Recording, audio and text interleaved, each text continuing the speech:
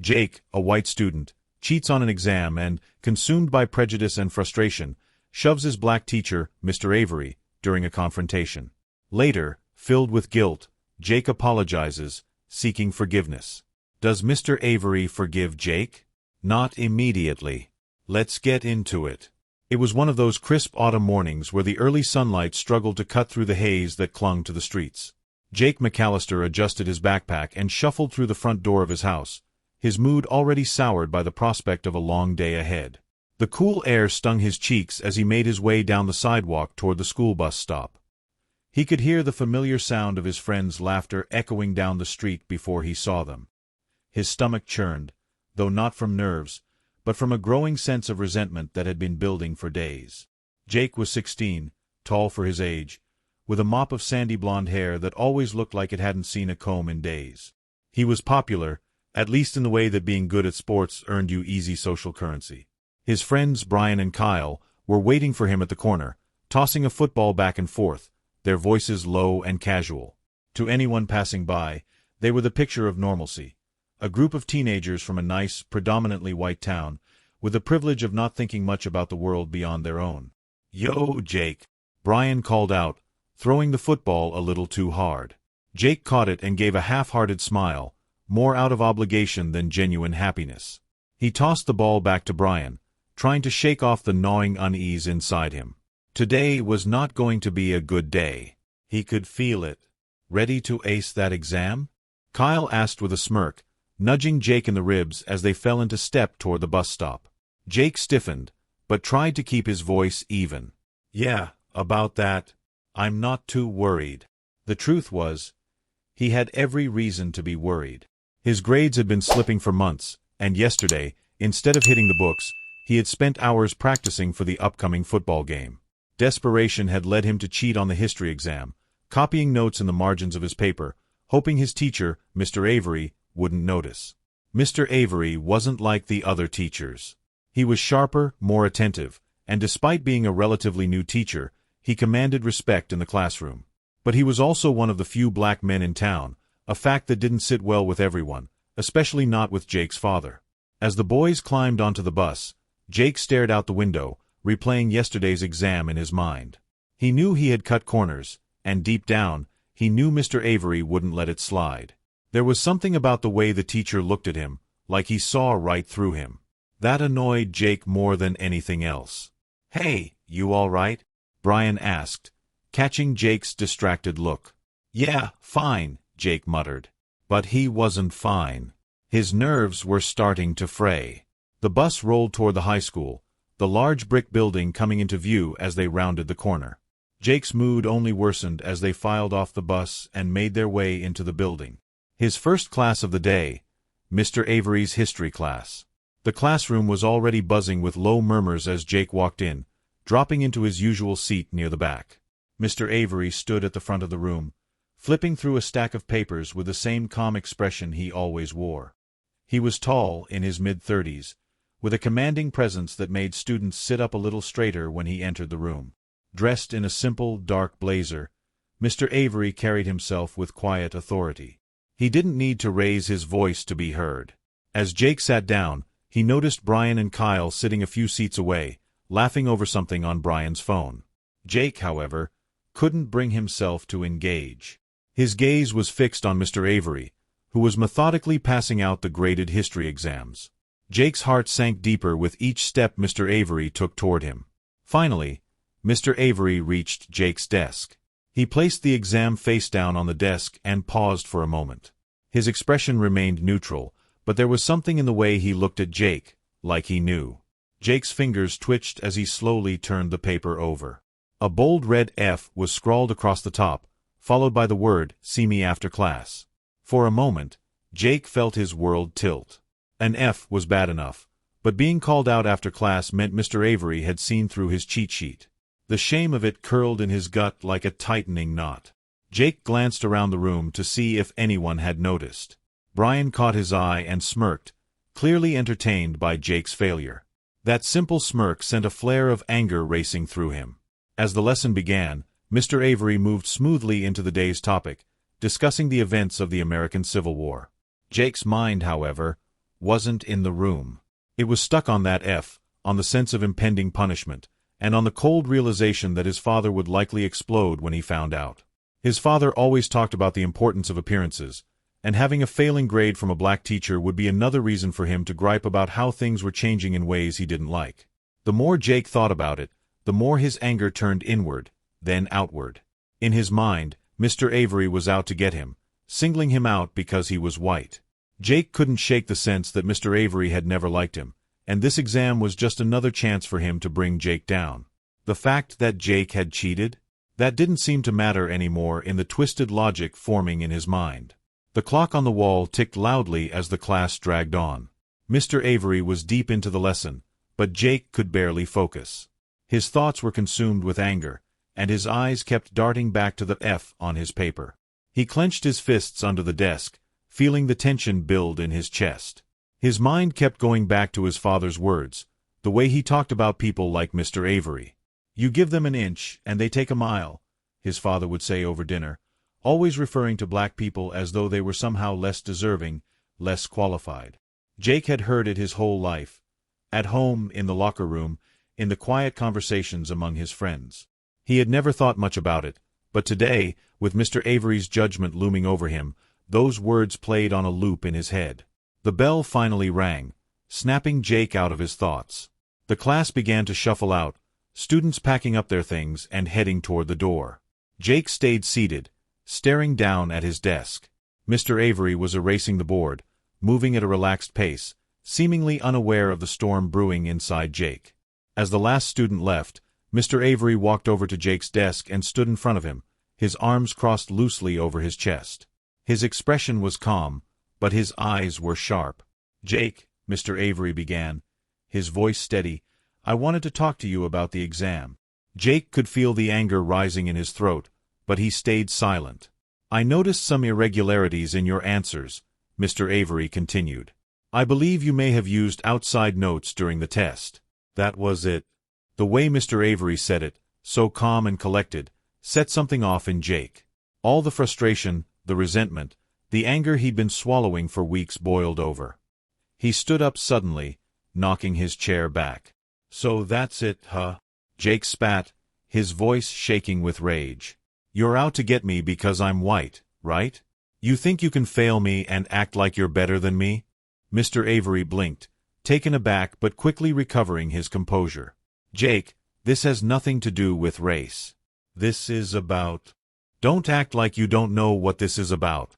Jake interrupted, his voice louder now. "You've had it in for me since day one.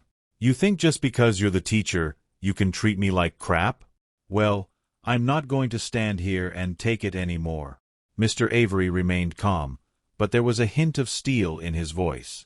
"Jake, you're not in trouble because of who you are. You're in trouble because you cheated." But Jake wasn't listening. His vision blurred with anger, and his fists clenched at his sides. He felt the rage bubbling over, uncontrollable now, like a dam breaking. Without thinking, he lunged forward and shoved Mr. Avery hard in the chest.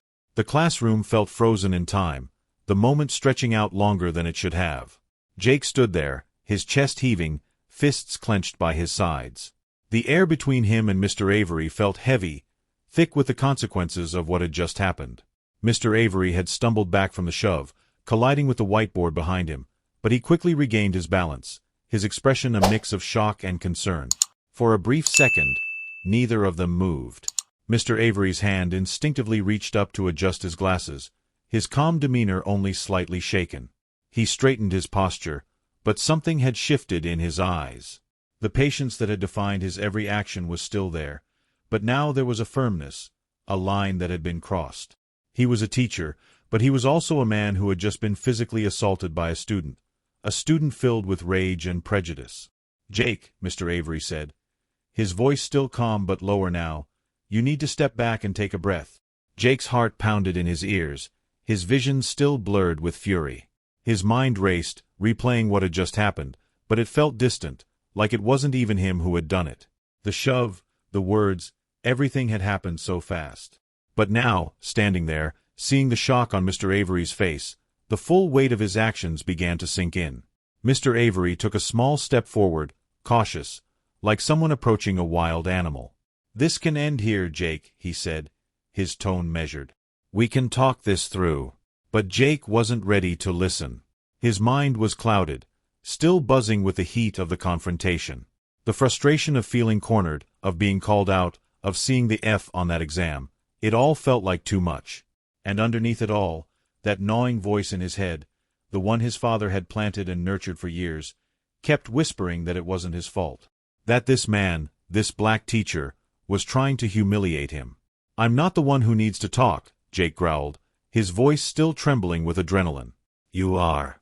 You think you can fail me and push me around just because you're the teacher? Because he stopped himself, barely able to choke out the words he really wanted to say. Mr. Avery's eyes narrowed slightly. He knew what Jake was about to say. They both did. Before Jake could continue, the classroom door swung open, and the school security officer, Mr. Hampton, walked in, followed closely by the assistant principal, Ms. Carter. Both had been called when the commotion in the room had been overheard by a passing teacher. Their sudden presence sucked all the heat out of the room. Jake's heart dropped as the reality of the situation hit him like a punch to the gut. "Jake, step away from Mr. Avery," Mr. Hampton said firmly, stepping between the two of them. Jake didn't resist as the officer gently but firmly took him by the arm, guiding him toward the door. Jake's eyes darted to Mr. Avery one last time, searching for something, maybe anger, maybe forgiveness. But all he saw in Mr. Avery's eyes was disappointment, and somehow that felt worse than anything else. As the door closed behind him, Jake felt the weight of his actions start to crush him. The adrenaline was wearing off, and in its place came something much colder: fear. The next few hours passed in a blur for Jake. He was escorted to the principal's office, where his father, Mr. McAllister, was already waiting. His father was red-faced, not with anger at Jake, but with frustration at the school. Mr. McAllister's influence in the town was well known. He owned a local business and had many connections, including within the school board. But today, even he couldn't downplay what had happened. "They're blowing this out of proportion," his father growled in the car on the way home. "A shove? Really? This is how they treat a good kid with a bright future?" Jake sat in silence, staring out the window, his mind racing. His father's voice was just background noise now. All Jake could think about was the moment he had pushed Mr. Avery and the look in his teacher's eyes. The weight of what he had done was sinking in deeper with every passing minute. And now, instead of feeling justified, he felt lost. The school had suspended Jake indefinitely pending an investigation, which meant his future was now in limbo. Rumors spread quickly through the student body, and by the end of the day, the entire school knew about the altercation. Some people believed Jake's version of the story, that he had been pushed too hard by a teacher with an agenda, while others were disgusted by his actions, labeling him a racist. At home, Jake's mother was less forgiving than his father. She had always been more open-minded, more empathetic. When she learned about the attack, she was horrified. "Jake, what were you thinking?" she asked, her voice filled with disappointment. "You shoved a teacher. And not just any teacher, Mr. Avery. What's gotten into you?" Jake couldn't answer. He couldn't even look her in the eye. He felt like a stranger in his own skin. The anger that had consumed him earlier felt foreign now, like something outside of himself. He wasn't even sure why he had done it anymore. Mr. Avery had filed a formal complaint, and the school had involved the local authorities to review the case.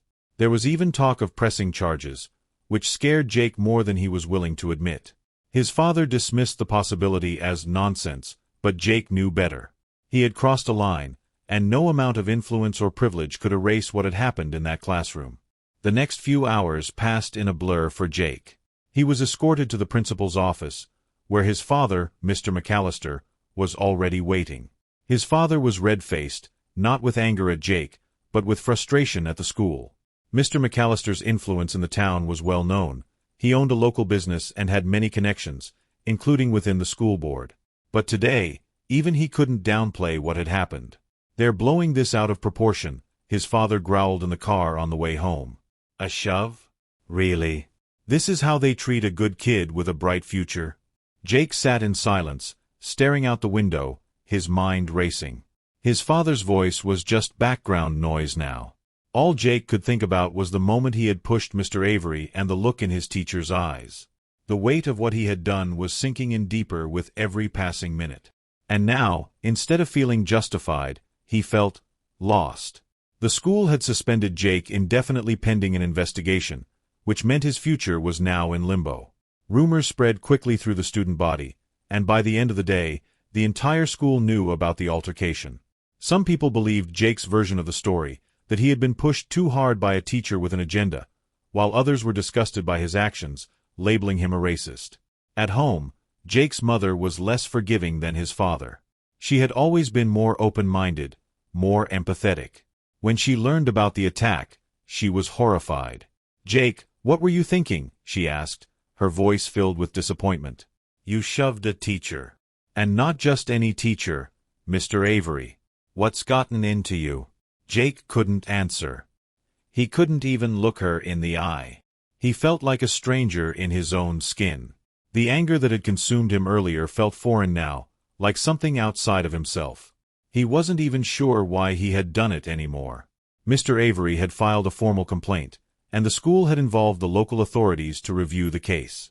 There was even talk of pressing charges, which scared Jake more than he was willing to admit.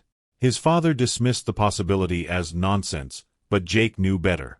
He had crossed a line, and no amount of influence or privilege could erase what had happened in that classroom. The days following the incident were the hardest Jake had ever experienced. Being suspended meant he wasn't allowed on school grounds, so he spent his time at home, cut off from his friends and the world he was used to. It was a forced isolation that made him confront his own thoughts, and those thoughts were not kind to him. The news of the incident had spread beyond the school and into the town. It was whispered about in grocery stores, discussed over dinner tables. Jake became the subject of gossip, his name synonymous with the ugly side of the town's racial divide. His friends didn't call or text. Even Brian and Kyle, who had once been his closest companions, had distanced themselves. Jake suspected their parents had something to do with it, worried about their kids being associated with what was quickly becoming a scandal. Alone in his room, Jake felt like the walls were closing in. He had plenty of time to think now, and the more he thought, the worse he felt. He replayed the moment he had shoved Mr. Avery over and over again in his mind. Each time, it felt more senseless than the last. What had he been trying to prove? That Mr. Avery was somehow beneath him? That he, Jake, was above being called out for cheating? The worst part was that he had cheated. He had cheated on the exam, and Mr. Avery had simply done his job by pointing it out. Everything beyond that, the accusations, the attack, it had all come from somewhere deeper, somewhere darker inside Jake that he didn't like to acknowledge. He had absorbed his father's prejudice without even realizing it. For years, he had listened to the comments at the dinner table, the offhand remarks about people who didn't belong or weren't like us. And in the heat of the moment, all of that resentment, all of that anger had come spilling out, directed at Mr. Avery, one of the few black teachers in the school. Jake felt ashamed. He didn't know how to fix it, didn't even know if it could be fixed. One night, after dinner, his mother sat down beside him on the couch, her face filled with concern. "Jake," she said softly, "I know you've been through a lot these past few days, but you need to take responsibility for what happened. Have you thought about talking to Mr. Avery?" Jake blinked, surprised. He hadn't even considered that. The thought of facing Mr. Avery again filled him with dread, but maybe it was the only way forward. "I don't know if he'd want to see me," Jake muttered. "You won't know unless you try," she replied gently. "But it has to start with you.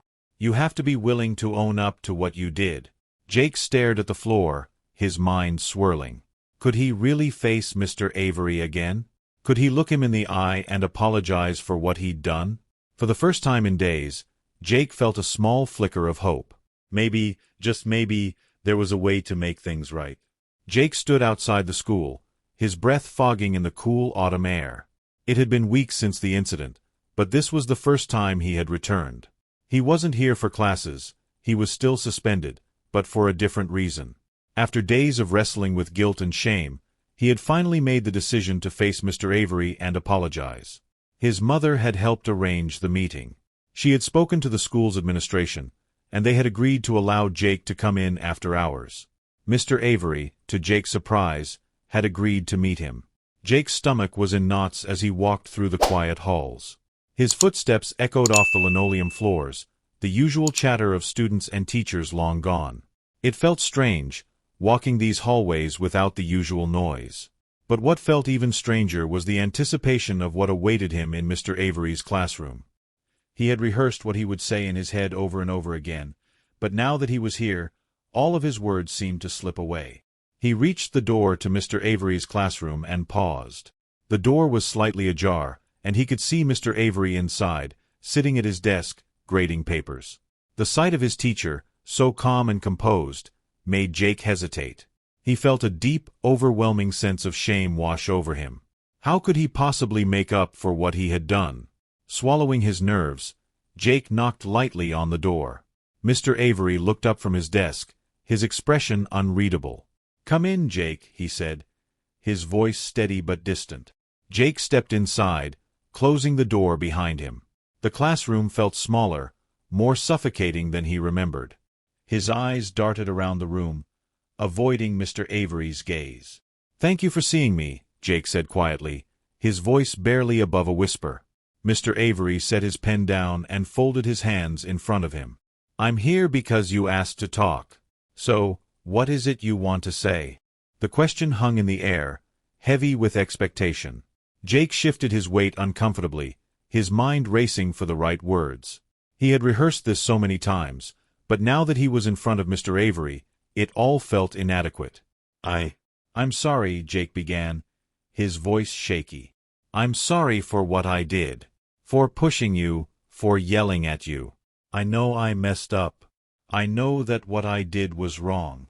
Mr. Avery's face remained neutral, his eyes focused intently on Jake, waiting for him to continue. Jake swallowed hard. I cheated on the exam, and you were just doing your job by calling me out on it. But instead of owning up to it, I lost control. I blamed you for it because it was easier than blaming myself." His words came faster now, tumbling out in a rush. "I don't know why I did it. I don't know why I let all that anger build up, but it wasn't fair. I said things I didn't mean, awful things, and I pushed you because I was angry, not just at you, but at everything." Jake stopped, his breath coming in short, shallow bursts. He felt exposed, like he had just laid out every ugly part of himself for Mr. Avery to see. For a long moment, Mr. Avery said nothing. The silence stretched between them, thick and uncomfortable. Jake's palms were sweaty, and his heart pounded in his chest. Finally, Mr. Avery leaned back in his chair, his expression softening just slightly. "Jake, I appreciate that you came here to apologize. But what you did in that classroom wasn't just about losing control for a moment. It was about something much deeper." Jake's eyes dropped to the floor, shame washing over him again. "You said things," Mr. Avery continued, his voice firm but calm, "that came from a place of prejudice. I've been teaching long enough to know when someone's anger is fueled by something more than just frustration. You need to understand that what you did was not just an attack on me as a teacher, but as a person." Jake felt the sting of those words. He had known it deep down, but hearing it from Mr. Avery made it real in a way that he hadn't fully understood before. "I didn't mean it like that," Jake mumbled, but the words sounded hollow, even to him. Mr. Avery shook his head. "It doesn't matter if you didn't mean it. What matters is that you said it. And those words have weight, Jake. They come from somewhere. If you really want to make things right, you need to start by understanding where that prejudice comes from, and why you let it control you in that moment." Jake nodded slowly, feeling the truth of Mr. Avery's words sink in. He had grown up hearing those prejudices, at home, in the community, in the quiet, offhand remarks that people made when they thought no one was listening. And in that moment of anger, he had let those words dictate his actions. "I want to change," Jake said, his voice barely above a whisper. "I don't want to be that person." Mr. Avery studied him for a long moment before speaking again. "Change is hard, Jake. It takes time. But it starts with recognizing that you have to do the work. It's not enough to say you're sorry. You have to live differently. You have to challenge the things you've been taught to believe, and you have to be willing to learn." Jake felt a weight lift off his chest, but it was only a small relief. He knew Mr. Avery was right. This was just the beginning. "I understand," Jake said quietly. Mr. Avery nodded. "Good. Then let's leave it at that for now." Jake stood there for a moment, unsure of what to say next. But there was nothing more to say. He had taken the first step, but the road ahead was long. "Thank you, Mr. Avery," Jake said finally, his voice steady this time. Mr. Avery gave a small nod. "Take care of yourself, Jake." Jake turned and left the classroom, feeling a strange mix of relief and responsibility. He had apologized, but he knew that wasn't the end. It was just the beginning. The following weeks passed slowly. Jake remained suspended from school, but the isolation had changed. He no longer felt trapped in his own mind. Instead, he spent the time reflecting on his actions and trying to understand where his anger and prejudice had come from. His mother helped him navigate this difficult period, encouraging him to read and learn about the experiences of others. She even signed him up for a volunteer program at the community center, where he worked alongside people from different backgrounds. It was uncomfortable at first, but it was necessary. Jake's relationship with his father had grown even more strained. Mr. McAllister was furious that Jake had apologized to Mr. Avery, seeing it as a sign of weakness. But Jake no longer cared about his father's approval. For the first time in his life, he was starting to think for himself. At school, things were different too. Some students still looked at Jake with a mixture of judgment and curiosity. His friends, especially Brian and Kyle, had drifted away. They didn't know how to talk to him anymore, and in truth, Jake didn't know if he wanted them back in his life. He was changing, and he knew that meant losing people along the way. Mr. Avery continued teaching as usual, though the incident had left its mark on him too.